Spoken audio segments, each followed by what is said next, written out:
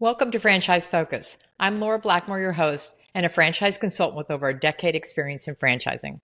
Franchising isn't one size fits all, and this podcast helps focus on what truly matters. Each week, we pull back the curtain with top industry experts, whether you're exploring your first franchise or expanding your portfolio. Let's dive in. Hello, today we welcome Dylan DeGroat of Joshua Tree Experts Franchise to the Franchise Focus podcast. Dylan is the Director of Franchise Development for Joshua Tree.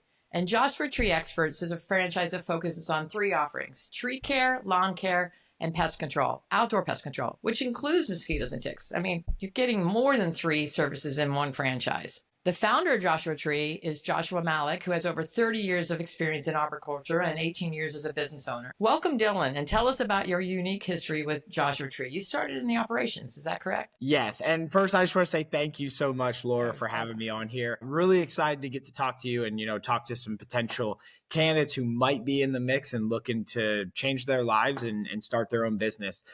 Yes, I did have kind of a unique starting here. I started in operations. I used to be the guy who was in the tree climbing around and on the operations team where I actually led a lot of the lawn care department when we actually launched that brand. And then I moved into more of a human resource management position where I was actually out trying to find people to join our teams and kind of doing the recruiting on that aspect as well.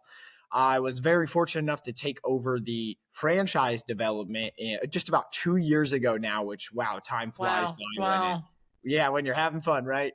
Yeah. And since then, we are currently at 14 total owners in just about, we're in 30 territories now. Currently in the process, we're launching 3 at the very moment all over the U.S. in Texas, Utah, and Chicago. Yes. And then we're signing a few more. So things are really coming along. It's been a really blessed journey so far, and we're really excited to work with great consultants like you who are willing to talk about us. That's great. Well, tell me a little bit about the focus of Joshua Tree and its foundation and how you identify quality candidates. What's important to you in a candidate? Yeah, it's a great question. So, when we first got started, Josh Malik started this just over 18 years ago. When we started, we were just a general tree care business. Our focus was we did want to bring a preservational aspect to tree care, which is really unique in and of itself. Most tree care companies do one thing, and it's go after the dead trees in a yard and go after tree removals. Josh saw the vision of providing more of a preservational aspect. So we offer a service called plant healthcare. Now, our mission at Joshua Tree Experts, it's very simple. It is to essentially make home environments safe, healthy, and beautiful. And that is how the natural progression from tree care into lawn care and pest control came about. Okay. We launched lawn care specifically just about 7 years ago now. Actually, that was one of the first services that I was involved in on. And then we launched pest control during COVID. And all of these launches were based on client feedback and them wanting us to do that. Okay. So it wasn't like we saw the opportunity to make money and go do these things. We actually had clients say, your experience and your focus on our experience as a client is so important to us.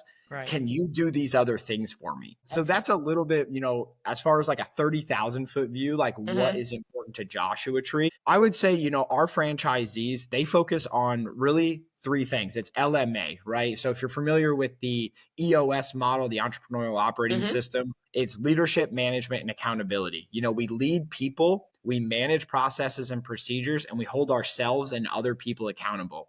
We implement EOS into our franchise systems specifically so that they have structure to their business and they can grow themselves and really ultimately determine their own visions and see how that growth is going to happen for them.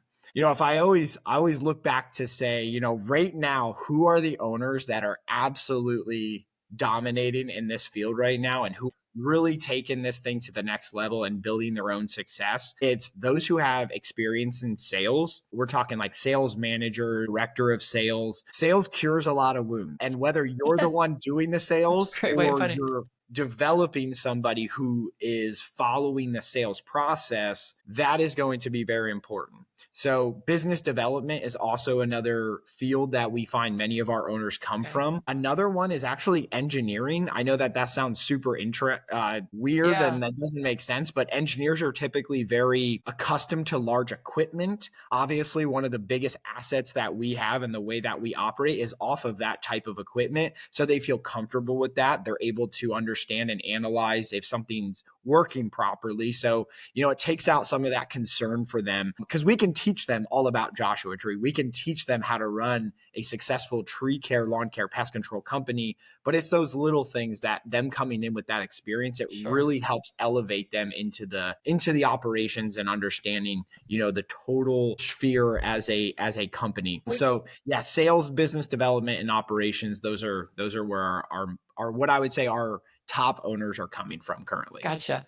And when you say sales, like, let's give a picture to listeners on what that would look like for an owner and how maybe that develops over time. But what is that? And how much time are they spending? And I guess what their activities are in sales. Yeah. So I think it ultimately depends on their involvement in the business.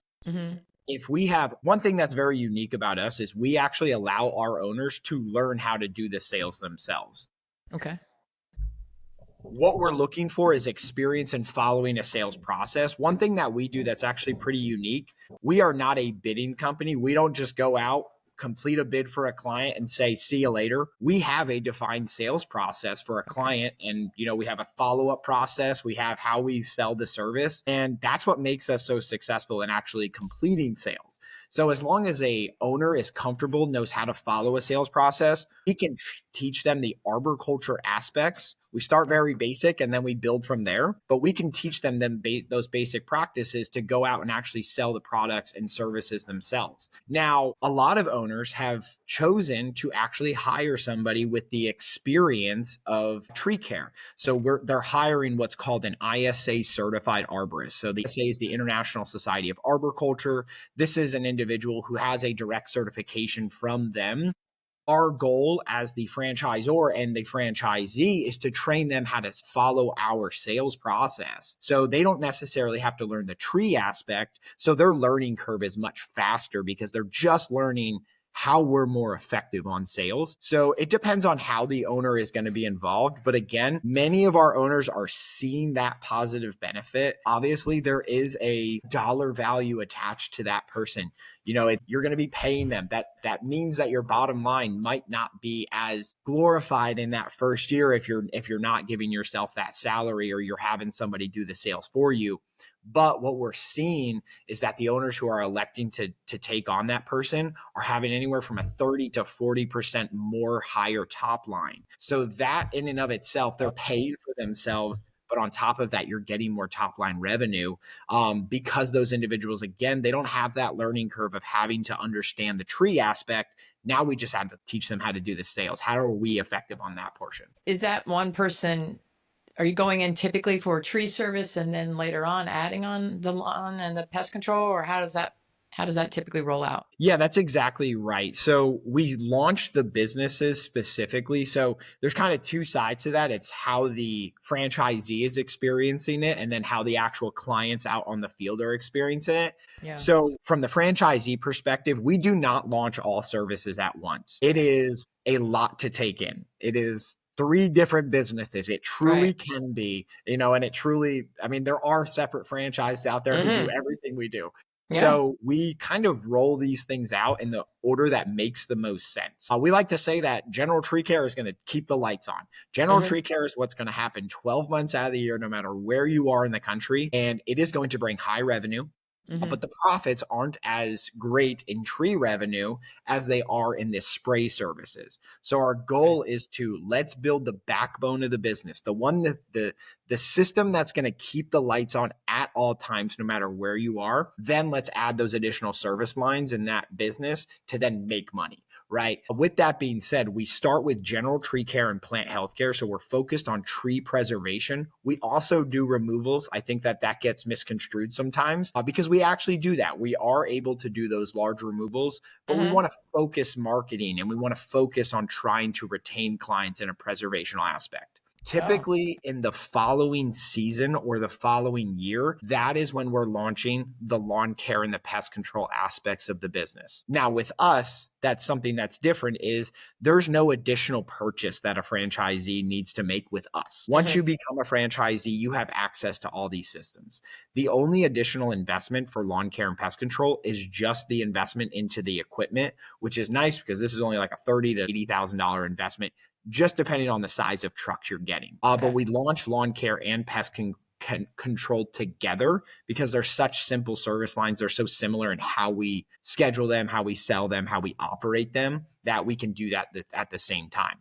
Even from the client's perspective now, it depends on what we're marketing at the time. We have clients all the time. It's crazy, Laura, because our name is Joshua Tree Experts. We go out to clients all the time. And this might be the first time that we're there. And we're there for lawn care, but guess what? They don't even know we do tree care, which is interesting because it's rare. You would think that that's kind of a given. They don't. So what we do is no matter how the client comes into us, right? General tree care is going to be your largest, what I would say, on property proposal. And then lawn care and pest control, we actually sell that over the phone for our franchisees. Because we're able to do that, we are volume based on lawn care and pest control versus very detail based and individual and client relationship building on the tree care space. So it just depends on what service line specifically we're targeting at and we're selling. But, your lawn care aspect, it doesn't matter how they come in or, if they came in as a tree care client or a lawn care client or a pest control client,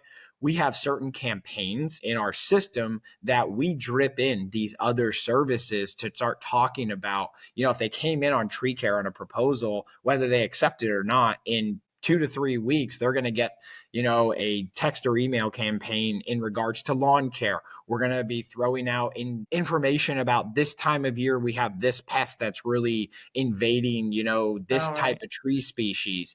And so it's really educating the clients about we don't just do this stuff. These are all the ways that we can help make your home environment safe, healthy, and beautiful. Fantastic. So when a client onboards, they're coming in, what's it like pre-training, timing, everything from, they go through the process, they decide to join. What's that Mhm. time frame like? Yeah, so we're pretty quick. I would say we're relatively quick. So it's 120 days. And that Okay. is from signing from just a piece of paper with some hmm signatures on it to Yeah. actually offering and not only offering but completing services out in their location. It's 120 days. We are able to speed that up. It just depends on the funding. Honestly, the thing that takes it out the most with the 120 days is typically the SBA. Hey, we love SBA. They're very gracious to us. Well, it hmm takes a little bit of time to get funded, and you don't want to launch your business and still be waiting for the SBA to pay you, or Right. sorry, to get paid out on the SBA. hmm So it really ultimately does come down to the franchisee. We are confident in our ability to launch franchisees as quickly as 75 days if the funding is in place. It's fun. You're like, okay. Yes. So we have a really, really tight, what I would say onboarding structure that we built. We use a project management software to make sure every little thing is getting done from the structure of the entity, to the ordering of the equipment, and even, Okay. ordering t-shirts, right? hmm So it doesn't matter what it is. We have a specific line item in each one of our project management software. So because of that, we are able to expedite and we can go as quickly as franchisees want. It just depends on, do we have the funding available when we're ready to actually go? Are most people using SBA for that equipment, that main part of the equipment, or are you seeing kind of a combination Yeah. of And different it's sources? kind of it's a little bit of a combination at this point. hmm Our vendors that we use, because we're getting a larger national presence, we get more buying power with them, which is really nice. So our vendors are actually now offering $0 down with like 6 to 7 percent interest on like 5, 6 year terms. So Oh, franchisees may elect to work directly with the vehicle and equipment vendors because they are right. offering premier financing for our franchisees. Wow. Some franchisees are like, hey, I only want to pay one person hmm to structure my business. I want to have one payment. well, that makes more sense to do the SBA and Okay. to just kind of simplify where those funds are coming from. It just, each individual franchisee's journey and how their funding strategies are a little bit different. But I would say for the 75% of them, yes, the answer is probably the SBA, and they're going through that process. That's again why we're at that 120 day. Okay. And let's walk through the investment a little bit, because you are doing some big stuff. You got big equipment. What does that average investment look like for a potential Yeah. franchise? I like to talk about very specific numbers. We're about 550,000. So Okay. if you look at our FDD says 460 to like 597. I like to be specific. If you're looking at a single territory area with the equipment package, you're going to be about 550,000. Now, the nice thing about that is $340,000 of that is assets. Those Right. are positives on your balance sheet. Those are Mhm. pieces of equipment that you are going to own and effectively need to operate this business. Our vehicles are Section 179 approved and write them off on our taxes, all these great things. But not only that, they're going to make us money way after we already pay for them. This is why we don't lease equipment, by the way, because our equipment is 20 years. I would much rather pay for something over the course of 10 years and use it for another 10 years than lease it for 20 years. You're going to end up paying for that equipment twice over. $340,000 is essentially going to your bottom line because that is assets that you truly have in the equipment. Now, the additional spend that comes in your initial investment is basically working capital, your 3 months of marketing, and then basically, your tool package and your initial franchise fee for the ownership of the territory. So there really isn't a lot of other stuff coming into play. It's mostly that vehicle and equipment package that's taking up the large chunk. Okay, great. And we talked about sales, but let's talk about the marketing and how that works. I guess you start off with the tree side, but then what forms of marketing, what do you guys do? And then Yeah. how does a franchisee execute on that? Yeah, great question. So, we look at marketing as there's two major funnels. You got digital and traditional. Mm-hmm. Oftentimes what gets overlooked is traditional. So we're going to talk about that in a second. Let's talk about digital first. Digital is very simple, right? It's pay per click. It's Google ads.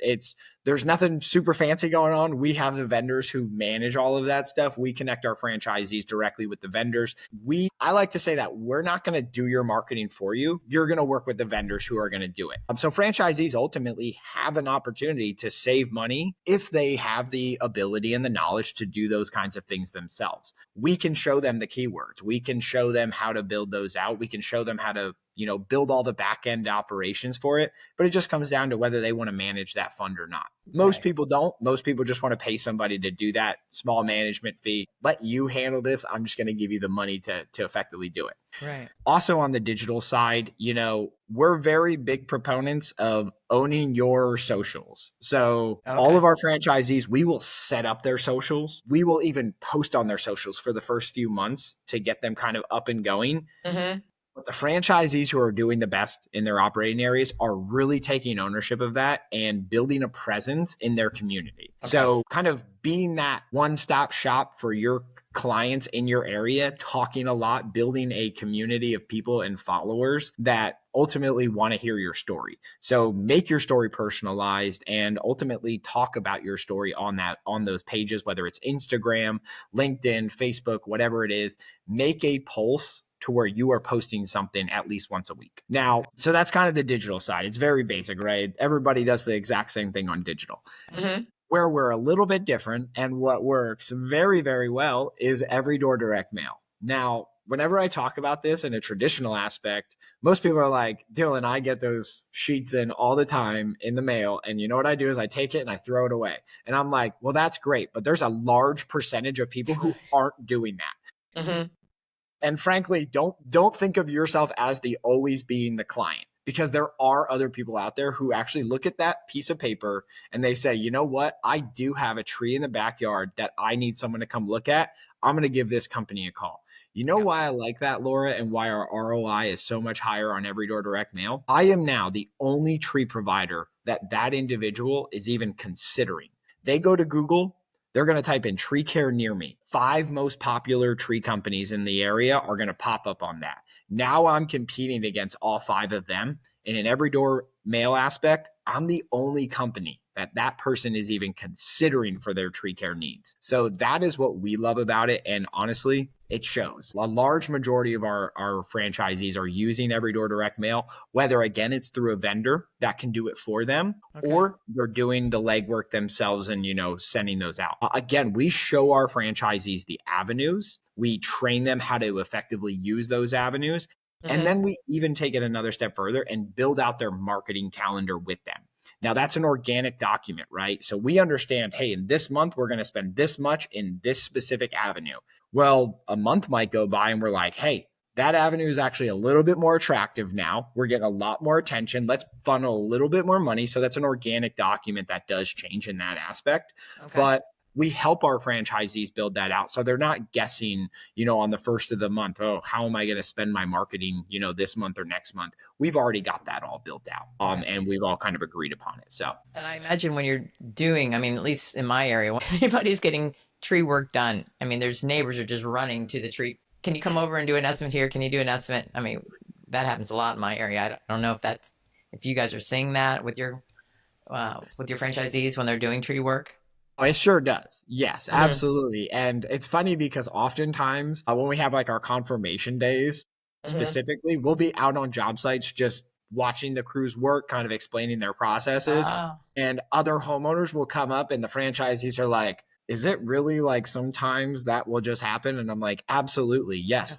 A lot of the time they're just looking for somebody who, one, is going to answer the phone, and two, actually come out to their place whenever they say they're going to come out to the place. So it's very funny that we can do like these very little things in this industry and have a massive impact on the client's experience. So yes, that is something that definitely. Now, I imagine you mostly focus on residential. Do you do commercial as well, or? Yes, I would say our focus in marketing, our focus in, whether it's digital or traditional media, is definitely going to be primarily we're going to work directly with the client. The opportunities in commercial is going to come into like HOAs now, and also like townships, municipalities. Now, the interesting thing about working in commercial, it's great. The money is pretty relatively the same. You're going to make about the same type of, net return on the jobs that you do there. You just have to learn who to talk with. That's the difference in commercial. So, you got to be a business developer in that aspect. You got to be out there networking, going to your local community events, whether it's a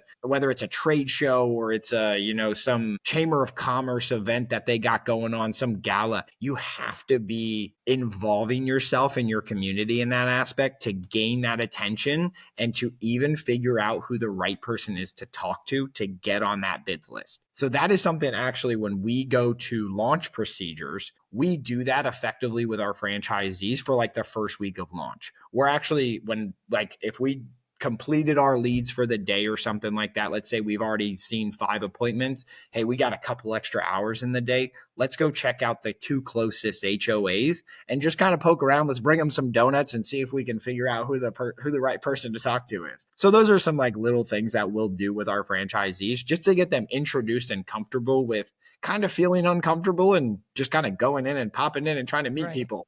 But you have to be willing to do that in order to get those commercial jobs. Absolutely. Any other systems and technologies that franchisees use that you guys provide? Yes. So what's really interesting is we use a proprietary software called SingleOps. Now, it's not proprietary to Joshua Tree. They own their own system. A lot of tree companies in the US use SingleOps. But what we have found is that a software is only as good as the inputs that you have put into it. So our SingleOps is designed, and our franchisees SingleOps is a direct clone of ours. We have built this thing out to be maximum capacity for every single thing that you can have in the system, from tagging specific jobs to how you schedule the work to making it efficient on the routing for the scheduling of a technician. Everything is designed in a way that is how we use it at Joshua Tree. So when our franchisees come on board, there is no building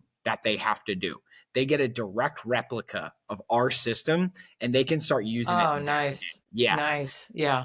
And it's the same thing. So Single Ops is the CRM. That's the one they're going to spend 95% of their time on. QuickBooks is the exact same thing. So we look at QuickBooks as just a set of books. That's all we look at it for. Everything we're pretty much going to do is outside of Single Ops, but inside of Single Ops, however, we do want to be able to track and, reconcile our expenses and see where our expenses are. So that's what we use QuickBooks for, is just that book. However, once again, it is directly integrated into Single Ops, and it is coded already for our franchisees. Everything is built out. There is no service lines they have to add in there. There's no coding that they have to do to build it out. They can literally get access to those day one and sell a job and get paid for it, and like as if they never did anything. So we make it very easy for them, so they don't have to figure it out. Oh, you've really thought of everything. And when you think when a franchisee launches, what's like a day in the life of maybe the first 6 months or first year versus your second year for an owner? So I like to look at the day in the life in a couple different ways. And it just because it's different for somebody who's fully involved versus someone who's not. Right. So the first thing I would start with is the person who's fully involved, that person who's going to be, whether they're selling the work themselves or they have an account manager who's doing the sales, we want to have a morning and evening process that they define how their day is going to look. So their morning process is going to be, they want to touch base with their account manager, or they're touching base with themselves and they're, reviewing their scheduled leads for that day. Okay. And then it's really just understanding and going in and checking the proposals that you've built the day prior. So your morning process is really, let's confirm like what happened yesterday, and let's a little bit prepare for what we're going to do today. Once you do that, you go talk to the crew. Right. This individual, we always recommend going out to the first job site. That's typically our largest job site. So just go see the crew. It's still pretty early in the morning. Usually we start at 7 a.m. We don't want to start showing up at clients' houses for proposals until about 9 a.m. So there's about a 2-hour buffer where we're meeting with the crew, getting to make sure they got the equipment set up. And then once they go out and they start working, we say, let them go, let them operate, right? You focus on business development and sales, whatever your primary focus is that day. So obviously, if you're in a sales role and you're doing that as the owner, you're just going out all day and you're selling, right? Okay. You might have a touch base with the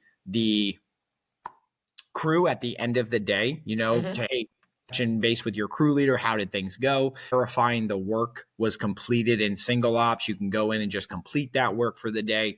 But if you're having somebody who's out there and actually selling for you, what we would recommend is go back to your home office and focus on closing out the days before the jobs prior to that day, verifying your purchases, making sure that everything, all your accounts payable, your accounts receivable is good, doing your postcard drop-offs at the mail, updating your KPIs. We do a weekly scorecard basically to understand exactly where we're tracking as a business, whether we're lagging or whether we're, lagging and lacking. There we go. So, to understand exactly how the operations are going. Also, this is the time to make your social media posts, get pictures of the crews, get pictures of the equipment, start engaging in business development, networking. And then, during that midday, go check with the crew, go check with the account manager, make sure things are going well. And then, maybe in the midday, you're doing payroll at the same time. So the midday for an owner manager who's not actively doing the sales is really, that's all your admin stuff. Get that stuff done, knocked out in the middle part of the day. In the closeout, whether you're doing the sales or not, you're going to be focusing on getting with your account manager, right? Or reviewing your own sales for that day. Review all the tasks that you have based on each individual proposal. Check in with the crew. Make sure that they have the equipment set up for the next day, right? And then they're just closing out the shop, right? So just making sure everything's parked up, secured, and then we just go home. So that's kind of the day in the life of an owner manager. For what I would call the executive owner, you want to be very, very specific. So we basically task out almost like a task per day of the week. So like, for example, an example of what this might look like is Monday is your meetup day with the crew and the operations team. You go to the dispatch center and you just show face a little bit, right? Get the involvement, say, hey, how'd that car buying experience go? I remember you talking about that. Asking them, getting to know them, showing them that you have the buy-in of the business because you are a little bit less involved. So we want to show them that on the front end. Wednesday, have your scheduling meeting. So we schedule the work for general tree care 1 week prior. We typically do that on Tuesday and perform one job site visit. Tuesday, that's all you're doing. Wednesday, this is your time to do a safety meeting and your admin stuff. So you're getting all your administrative stuff out of the way, and you're doing a general tree care safety meeting that day, that morning as well. Thursday, it's really just a job site visit. And then Friday, the closeout of that day, go to the operations center and see your crews off for the weekend. So that is like, it's like a week in the life of an executive owner. Now, obviously there are administrative tasks that happen throughout that, but that is from the direct involvement style. That's what we would like to see from our executive owners. That's where we get that 15 to 20 hour. Okay.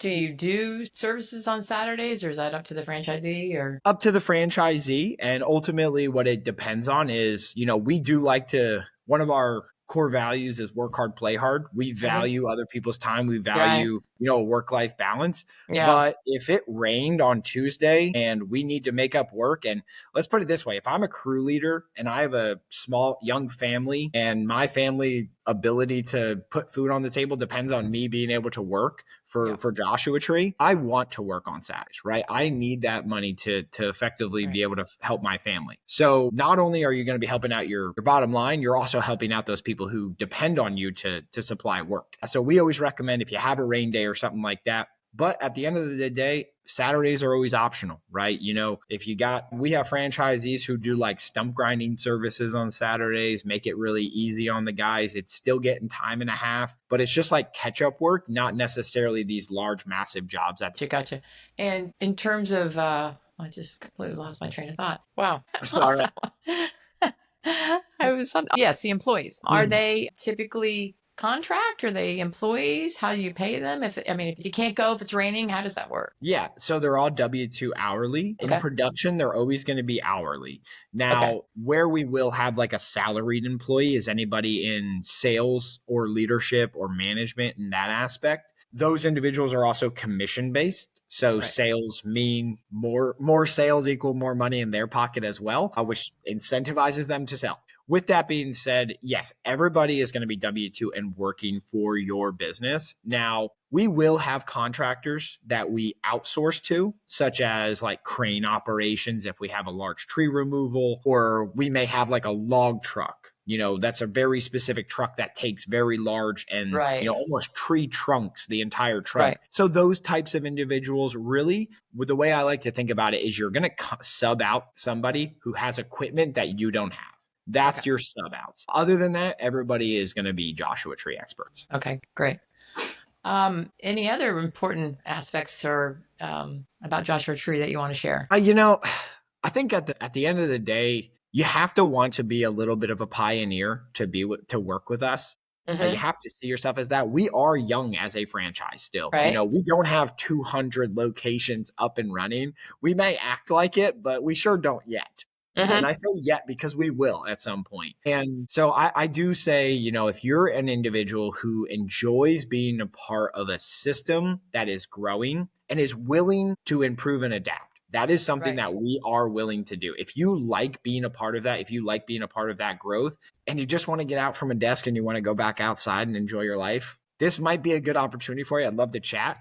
Ultimately, it's not the right fit for every single person out there. But what we're finding is that once people learn about the support that we offer from our contact center, from our recruitment, their focus is, how do I run a successful business? If that is what you want to do, is run a successful business, it doesn't matter exactly what you're doing. It doesn't matter what services you're providing. You have to enjoy the team that you're going to do that with. And I will put our team up against anybody. I 100%. Think that we have the best support in the franchise system by far. And it's because we are pretty dedicated to our culture. We're very dedicated to our franchisees. We know how much of a leap of faith it took for them to want to join such a young brand. I said we only have currently 14 franchisees. So all 14 of those people, of those owners, have kind of taken that leap with us in our early stages of the journey, but they're going to really reap a lot of great benefits when we have 200 locations. They're going to be able to look back and say those things. So if that's something that excites, candidates who are potentially listening to this and